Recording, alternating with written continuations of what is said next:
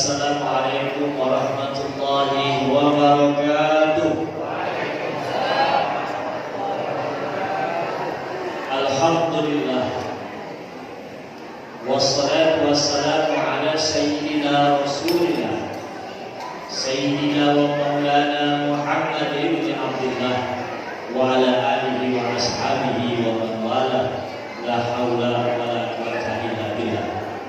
Qalu subhanaka la ilma lana illa ma 'allamtana innaka antal alimul hakim. Rabbi shrah li sadri wa yassir li amri wa la uqdatan min lisani yafqahu qawli. Hadirin wal mustami'in, bapak-bapak, ibu-ibu, jemaah Masjid Nurul Islam Tunggal dan sekitarnya yang kami hormati. Wabil khusus kepada pengurus, ketua dan jajaran dari Masjid Nurul Islam YKM, ada hadir ketua masjid kita pada malam hari ini, Ustaz yang hadirin, Ustaz hadir juga ketua peribadatan Bapak Haji Ahmad Sibuk, masihlah beliau juga saya hadir di tempat ini. Segenap pengurus, semoga Allah SWT limpahkan karunia, nikmat, ridha, rahmat seluruhnya atas jasa-jasa dalam memakmurkan masjid yang megah ini. Alhamdulillah. Kami juga ucapkan penghormatan kepada seluruh jajaran aparatur pemerintah di lingkungan RW. Ada juga ketua masjid Miftahul Jannah, ada juga pengurus mushola Al-Ikhlas dan jemaah yang hadir. Semoga Allah SWT karuniakan silaturahim yang makin kuat di antara kita untuk memakmurkan seluruh rangkaian syariat yang kita jalankan. Amin ya rabbal alamin. Tadi MC ini belum pantun. Ustaz nak juga belum pantun, tapi tak sepanjang beliau. Kalau beliau bercanda memang pakarnya untuk pantun memantun. Dari dulu puji-puji itu ada travel haji, macam babi bercanda ini untungnya ini dengan MC. Makan semangkok, minumnya susu, jemaah galau-galau, I love you. Aku pecah sepi di belakang. Mungkin lama kan kali ya. Memang penceramah itulah datangnya belum disambut jemaah lama kan. Memang nasib penceramah model itulah selalu belakangan. Cuma menang penceramah ini Bapak Ibu, seluruh pakalo yang datang di tempat ini penceramah datang. Sebagaimana ketua masjid dapat mandala ala khair pada mislu ajri fa'ilihi, dan berkurang pahala kita kalau kita ngajak membaca. Nah, Bu Bapak sekalian, malam ini mungkin peringatan Isra Mi'raj yang ke-60. Kalau umur sudah 70, mungkin sudah 60 kali hadir di majelis-majelis seperti ini. Artinya memang alhamdulillah setiap tahun kita diingatkan dengan peristiwa yang maha dahsyat ini. Kata ulama, Isra Mi'raj ini adalah mukjizat terbesar kedua setelah turunnya Al-Qur'an Karim. Nah, malam ini kita akan sama-sama mengulang tentang apa yang terjadi dalam peristiwa Isra Mi'raj ini. Bapak Ibu, anak-anak sekalian, kalau anak-anak tidak diam, itu selesai sampai setengah 12. Tapi kalau anak-anak diam, ini jam berapa? 9:05. Insya Allah 9:15 itu selesai. Asal diam. Mungkin diam coba makanan banyak-banyak bersama kita. Baik Bapak Ibu sekalian. Asra muslim Isra artinya berjalan dalam. Adik-adik keluar malam namanya Isra. Apa yang dikerjakan Nabi kerjakan peristiwa itu sebagai bentuk dari maunya Allah. Datanglah Bapak Ibu sekalian Abu Lahab. Abu Lahab berdiri di samping kepala paman Nabi yang bernama Abu Thalib. Wahai Abu Thalib, apakah kau akan berubah? Apakah engkau akan tunduk? Apakah kau tidak lagi akan memeluk agama nenek moyangmu? Diam paman Nabi Abu Thalib sampai akhirnya beliau meninggal dunia. Nabi sedih, Bapak Ibu sekalian. Sampai kesedihan Nabi itu digambarkan oleh Allah dalam Quran surah Al-Qasas 56. Apa kata Allah? Innaka tahdi man ahbabta, walakin Allah yahdi man yasha, wa huwa a'lamu bil muhtadin. Muhammad, hidayahku milikku. Maka aku yang paling tahu siapa yang akan kuberi hidayah. Meninggal paman Nabi. Nabi belum kenal dengan ayahnya. Nabi belum pernah melihat bagaimana sosok wajah ayahnya. Karena ketika dia dikandung ibunda tercinta, ayahnya meninggal dunia. Yang dia kenal adalah kakek dan pamannya. Dari usia 8 tahun sampai dia remaja. Yang dilihat sosok hidungnya adalah hidung Abu Thalib. Kuping yang dilihat adalah kuping Abu Thalib. Suara yang didengar adalah suara Abu Thalib. Maka sang ayah yang dianggap oleh Rasulullah adalah Abu Thalib meninggal. Sedih Nabi. Dan berapa lama? 11 Ramadan, bulan yang sama. Pujaan haji berlibur lara, Ibunda Khadijah binti Khuwailid juga meninggal dunia. Yang bikin Nabi sedih Bapak Ibu, di pangkuan Rasulullah sambil merintih Khadijah berkata, wahai suamiku, dulu aku punya harta banyak, 2/3 harta yang ada dimiliki penduduk Mekah itu punyaku, tapi harta itu sudah diserahkan untuk Allah dan Rasulnya. Wahai suamiku, dulu aku bangsawan, tapi kebangsawananku itu aku sudah serahkan kepada Allah dan Rasulnya. Dulu aku dihormati, kehormatan itu sudah diserahkan dengan Allah dan Rasulnya. 18 amalan di baju Ibunda Khadijah binti Khuwailid. Bayangkan itu Bapak sekalian. Jika nanti aku mati, engkau membutuhkan alat untuk menyeberang, Fatimah sampaikan kepada ayahmu, gali kuburanku, ambil tulang belulang ibumu, serahkan kepada ayahmu. Suatu hari Ibunda Aisyah cemburu. Bu, halo. Ibunda Aisyah cemburu. Ya Rasulullah, Khadijah itu sudah meninggal. Tak usahlah disebut lagi. Kata Nabi, Aisyah, Khadijah itu adalah istri yang sangat hormat kepadamu. Bukan engkau tidak hormat, bukan. Tapi Aisyah, Khadijah itu, aku pulang ke rumah, belum pernah dalam hidupku aku pulang ke rumah Khadijah duduk. Khadijah selalu menyambutku dengan berdiri. Tuh, Bunda Khadijah. Jadi jangan kau cemburu Aisyah. Ternyata meninggal Bapak Ibu, dan berjauhan dengan meninggalnya paman Nabi Abu Thalib. Padahal di saat itu Nabi sedang butuhnya pelindung. Bagaimana tidak, sahabat dibunuh, sahabat disiksa. Abu Lahab, Abu Jahal, Abu Sufyan sedang gagah-gagahnya saat itu. Abu Thalib, sang paman, anak dari Abdul Muthalib. Abdul Muthalib anak dari Hashim. Hashim anak dari Abdul Manaf. Abdul Manaf anak dari Qusay. Qusay yang pegang kunci pintu Ka'bah. Qusay yang diundang Nadwa. DPR-nya Mekah waktu itu dia yang pulang.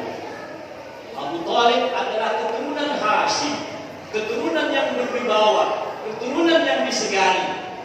Pelindung satu-satunya Rasulullah, pamannya mati kalau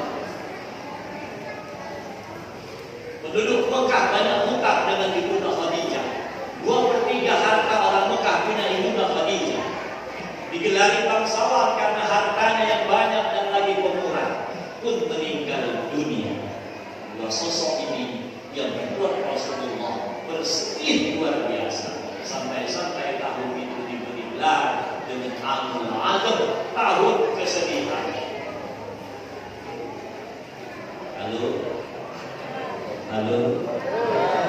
Kalau Ustaz bilang halo, jawabnya hai. Halo. Hai. Hai. Halo. Oh, stop. Bapak Ibu sekalian, sudah dijumpakan tadi Pak panitianya sudah ya. Ucap ini punya ucap itu. Berangkatlah Rasulullah ke sebuah negeri. Negeri itu dulu pernah dia datangi. Halimah Sa'diyah adalah ibu yang merawat dia sampai umur 6 tahun. Bani Sa'id namanya, Taif yang sekarang kita kenal. Rasulullah bersama Zaid bin Harisah, dia gandeng tangan anak angkatnya, dia bawa ke Taif. Kenapa? Ingin hijrah, Bapak Ibu sekalian.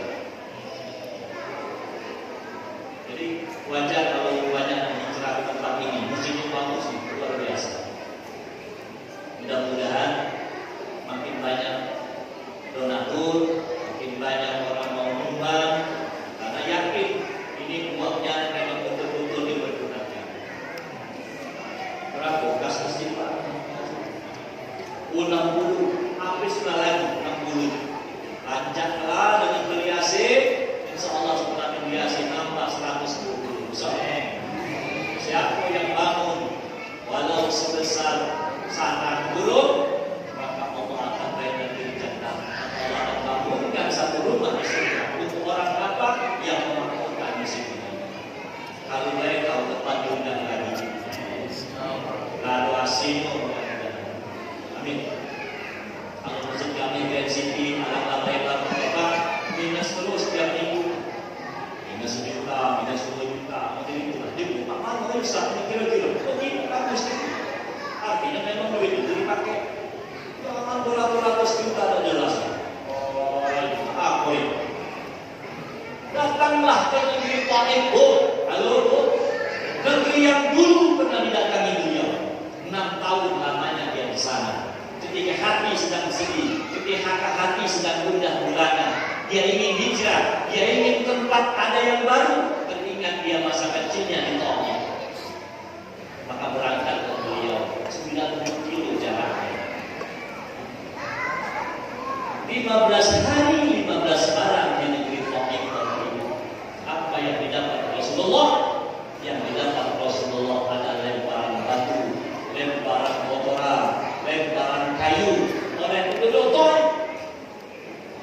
Sudahlah hati sedih, ibunda tercinta meninggal sang istri, sudahlah meninggal paman Abu Thalib, hijrah ke Taif, diperlakukan seperti itu oleh penduduk Taif.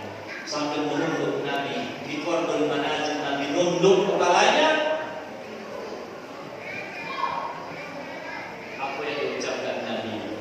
Sebuah doa yang luar biasa. Allahumma inni as'aluka dha'fan quwwati wa qillata hillati wa hawani 'alan nas ya arhamar rahimin. Aku hina hari ini ya Allah. Aku direndahkan hari ini ya Allah. Tapi asal Engkau ridha, aku perserahkan diriku untukmu, kata Rasulullah.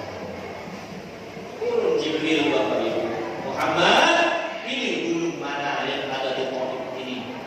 Bangsa Bapak Ibu, lagi di model itu di penduduk Taif. Jibril lambat juga kau datang. Sampai aku. Tapi apa kata Nabi? La Jibril, Allahumma hdi qaumi fa innahum la ya'lamun. Jangan Jibril. Mereka ini hanya tidak tahu tentang apa yang terbaru. Tahun ini Bapak Ibu menjadi tahun penentu ujian Rasulullah. Nabi-nabi sebelumnya tidak lulus ujian ini. Nuh alaihissalam, tenggelamkan saja ya Allah. Ini umat sudah tak bisa lagi diajak kebaikan kebenaran.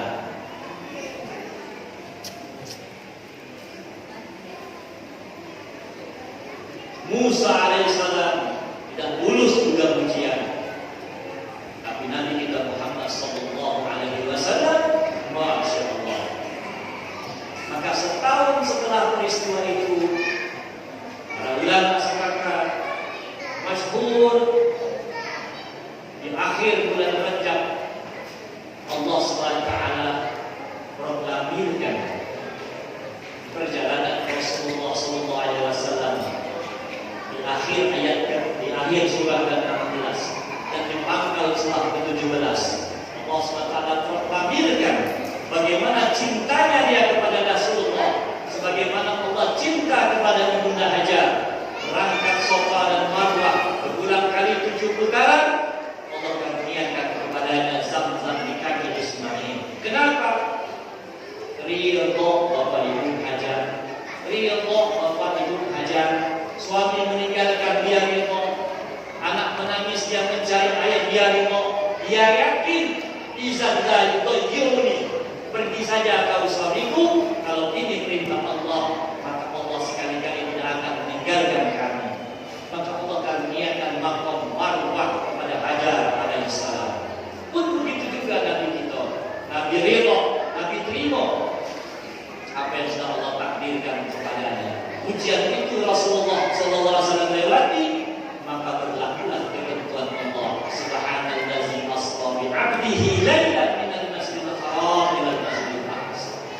Berangkat Nabi, diberangkatkan Nabi dari Masjidil Haram ke Masjidil Aqsa, naik ke langit yang ke-7. Langit pertama ketemu Nabi Adam alaihissalam, langit kedua ketemu Nabi Yahya dan Nabi Isa, langit ketiga ketemu Nabi Idris, langit keempat ketemu Nabi Harun, Nabi Yusuf, langit kelima ketemu Nabi Yusuf, langit keenam ketemu Nabi Musa, dan langit ketujuh ketemu dengan Nabi Ibrahim. Naik ke rahmat Allah ke Sidratul Muntaha. Apa yang Allah terimokan kepada Nabi kita? Assalamualaikum ayuhan Nabi wa rahmatullahi wa barakatuh. 50 salat menjadi 5 salat dalam sehari. Ini poinnya yang ingin saya sampaikan hari ini. Kita akan bicara tentang salat, insya Allah dalam 10-15 menit ke depan ini akan selesai. Bapak Ibu sekalian, salat adalah amalan yang Allah khususkan kepada Nabi kita. Saking mulianya salat, ibadah seluruhnya Allah berikan perintah itu di bumi, tapi khusus salat sengaja Allah panggil Nabi kita ke langit, ke atas bertemu dengan Allah untuk menerima perintah yang mulia.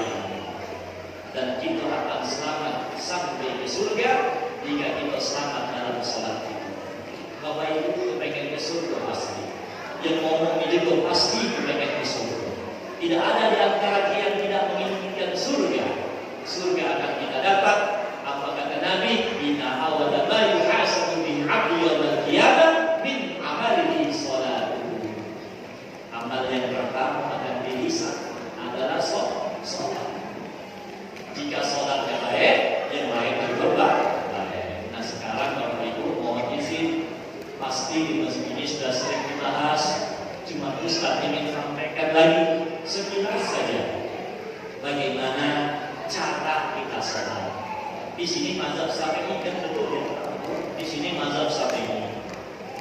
Kalau tadi puji di depan ada surah sejadah, berarti malam Jumat subuh ini baca surah sejadah.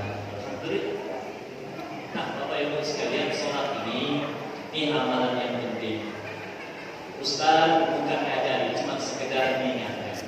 Sering Ustaz ini baik makmum, baik imam maupun makmum, kadang ada yang keliru tentang pelaksanaan sholatnya.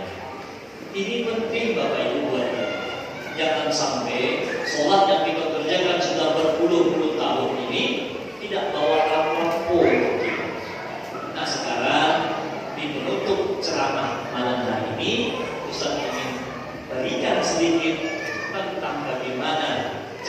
sholat yang selama ini kita kerjakan menurut mazhab Syafi'i. Dimulai dari rukun sholat. Adik-adik masih ingat rukun sholat berapa? Rukun sholat. Lalu berapa? 11? 12? Limo kan guna tambah kacau limo. Ada yang nyebut 13, ada yang 17. Sudah, yang 13 saja yang lakukan. Baik, kita mulai ya. Konsentrasi adik-adik ini. Kalian sudah balik. Ini sudah balik lagi. Jadi mantrain. Tadi dulu.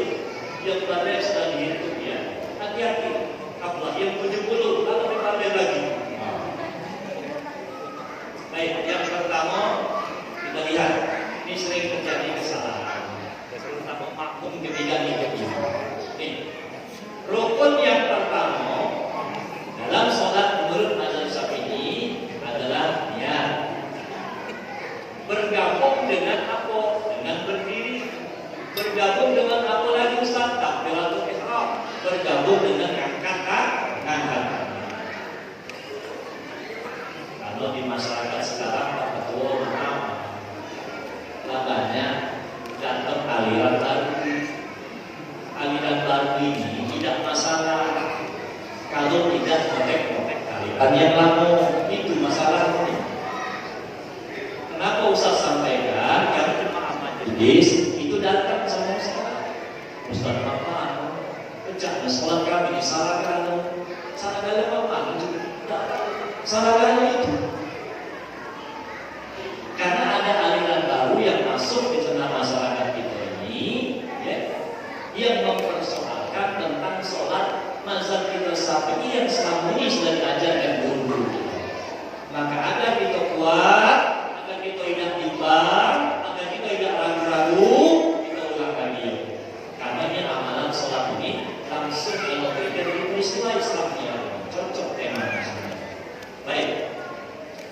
Mazhab kita Syafi'i untuk niat dan takbiratul ihram itu mensyaratkan muqarranah.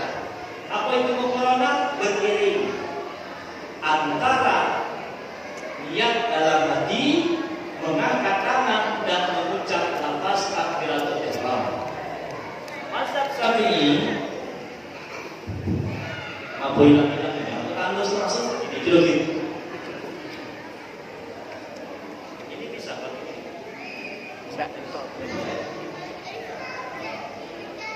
Tes, oke.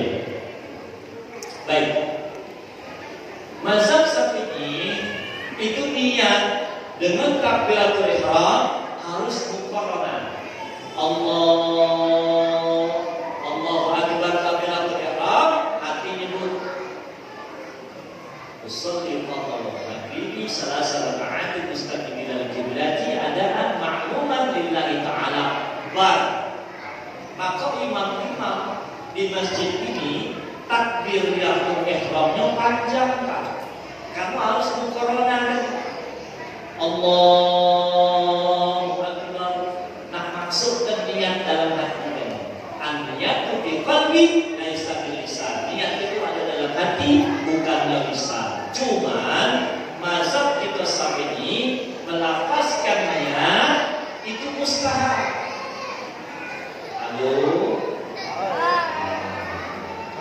Mustahab. Maka imam-imam masjid Nurul Islam sebelum takbiratul ihram dia lafaz dulu. Usolli fardhu magribi salasa raka'at mustaqbilan al-qiblati ada imaman lillahi ta'ala. Allahu akbar panjang. Tapi kalau ibu bapak pergi umrah, pergi haji, Masjidil Haram Mekah dan Madinah, Masjid Nabawi di Madinah, itu mazhabnya Hambali. Mazhab Hambali niatnya itu sesaat sebelum takbiratul ihram. Maka takbirnya pendek. Allahu akbar pendek takbiratul ihram. Karena niatnya sebelum takbiratul ihram. Di Turki mazhabnya Hanafi, itu juga takbirnya pendek. Allahu akbar. Karena niatnya sebelum takbiratul ihram. Tuh.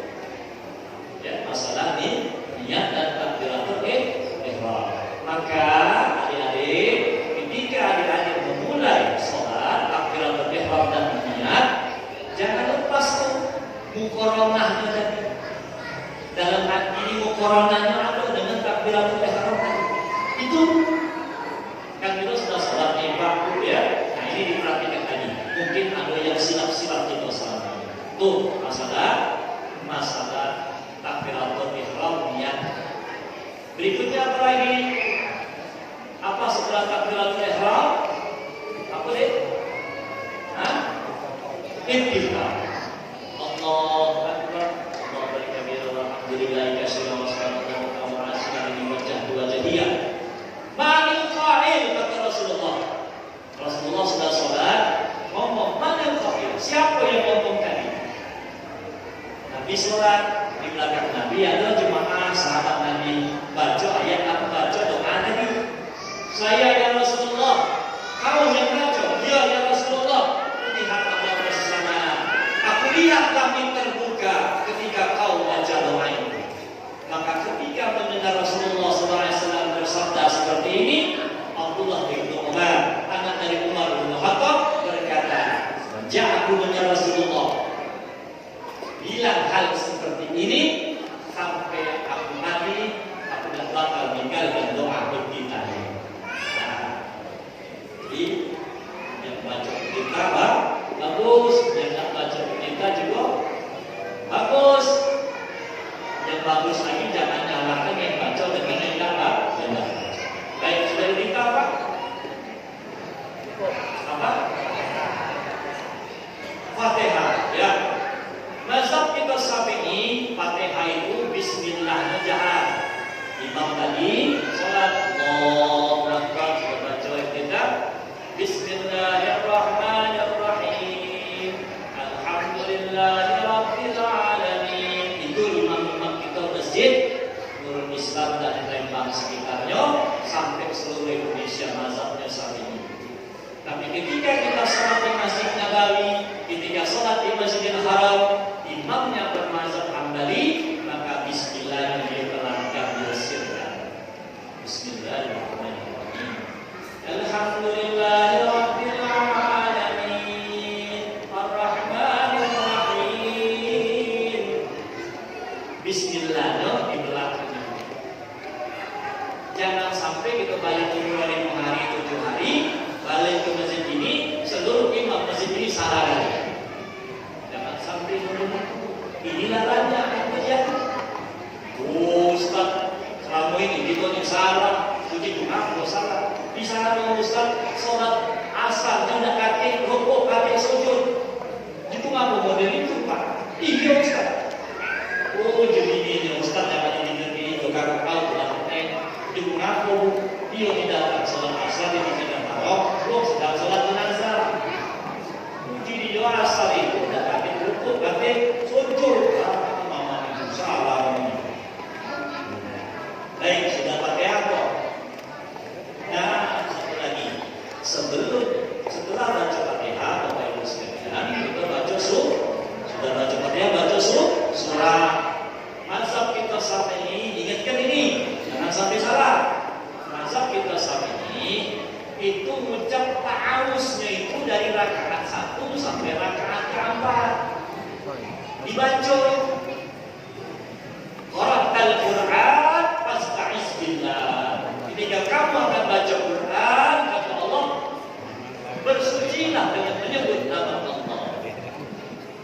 Jadi kalau kita mazhab Syafi'i, ketika nak baca surat, ingatkan jangan lupa ta'awuz. A'udzubillahi minasyaitonir rajim.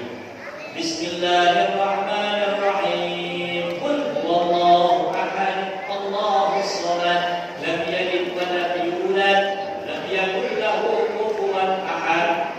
Rakaat kedua, a'udzubillahi minasyaitonir rajim. Bismillahirrahmanirrahim. Sampai rakaat terakhir. Itu kalau kita mazhab Syafi'i. Nah, sekarang rukuk. Sudah baca surah.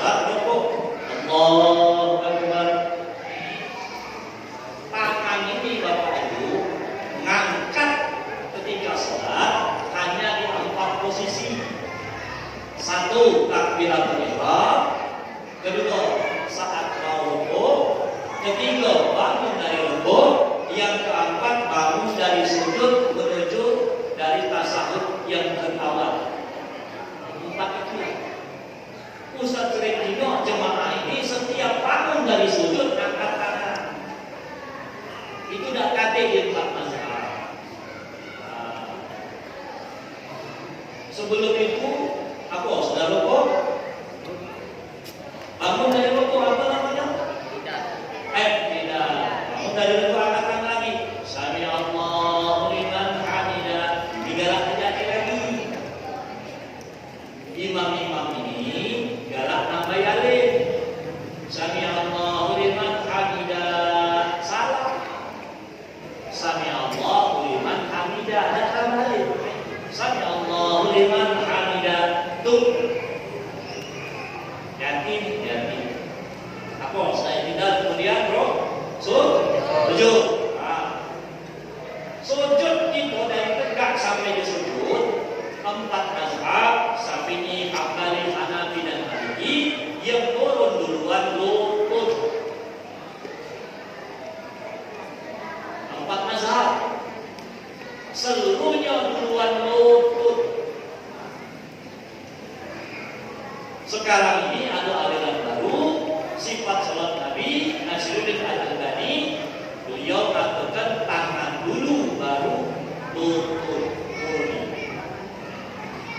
Tapi mazhab empat Syafi'i, Hanafi, Maliki dan Hambali itu lutut dulu. Jadi kalau turun kita dari tegak di sujud cuma dua cara. Kalau dah lutut dulu menurut empat mazhab, kalau dah tangan dulu menurut Syekh Al-Albani. Jangan buat yang ketiga kepala dulu kacau. Wassalam.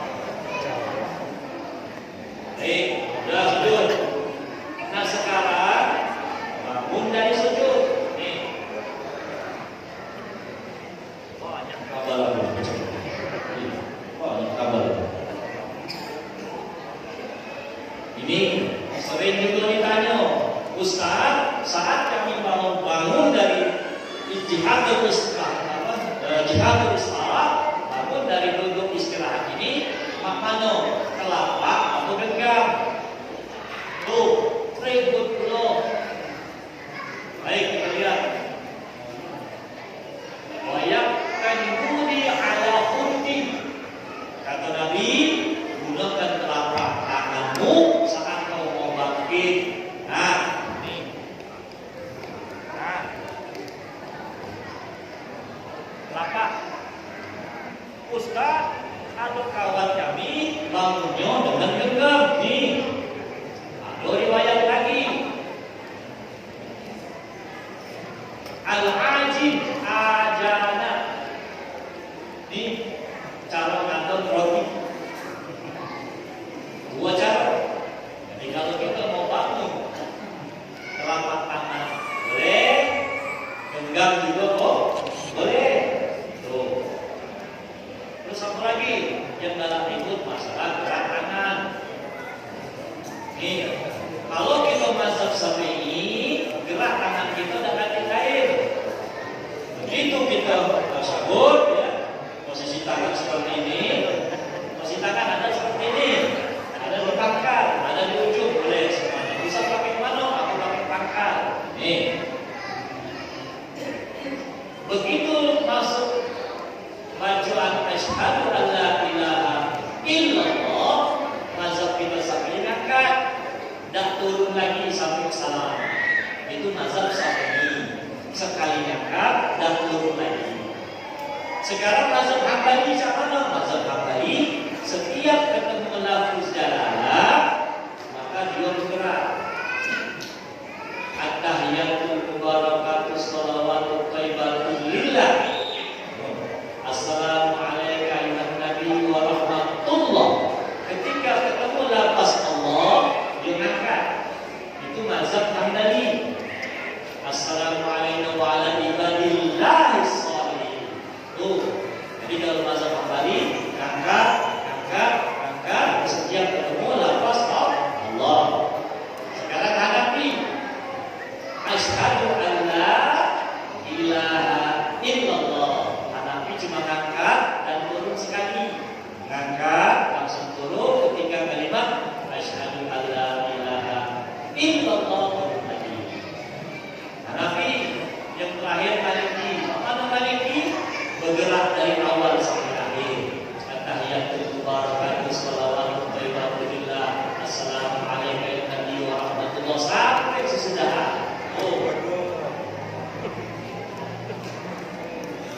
Artinya, jika kita menurut mazhab Syafi'i, maka bapak dan ibu harus ikuti apa yang diajarkan kaidah sholat fikih menurut mazhab Syafi'i.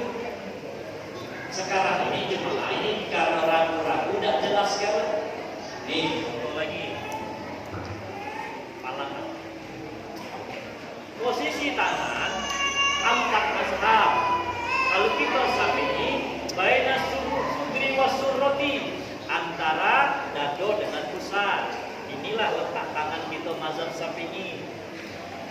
Antara apa? Sudri wasurroti. Nah, usur dengan dado. Mazhab Hambali, imam-imam di Mekah di Madinah, tahta surroti, di bawah pusar dia. Jadi kalau kita mazhab Syafi'i, jangan kita di bawah pusar. Kalau di bawah pusar ini mazhab Hambali. Ayo mak usah di bawah itu. Jangan bahaya bawah itu ini. Mazhab Maliki, tahta surroti, pas di pucuk pusar. Alal qalbi, nih agak terkirim sedikit. Alal qalbi. Ini mazhab Syafi'i riwayat Ibnu Uzaimiyah nih. Jadi kalau kita Syafi'i ini dua tuh lama, antara dado dan pusat atau alal qalbi, pas di pucuk jantung, dua itu lama.